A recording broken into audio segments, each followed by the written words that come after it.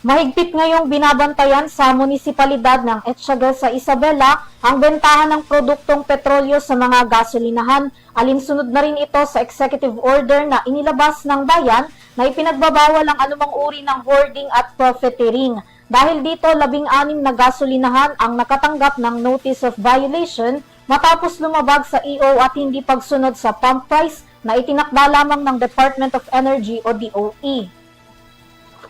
24 ang ibinigay na palugit sa 16 na gasolinahan para magsumite ng paliwanag sa opisina ni Etsaga Mayor Faustino Inodi. Mula kasi March 6 hanggang March 9, naobserbahan ng Municipal Fuel Monitoring and Enforcement Team ng bayan ang paglabag ng mga ito sa dapat na presyo lamang ng gasolina.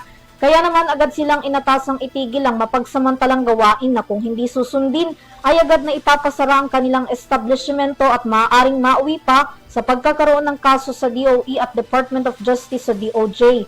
Ang mahigpit na pag-iinspeksyon, pagpapataw ng kaparusahan at pagbuo ng bayan ng sariling team na magbabantay sa galaw ng presyo ng produktong petrolyo ay alinsunod sa nagbabadyang oil price hike dahil pa rin sa sigalot sa Middle East.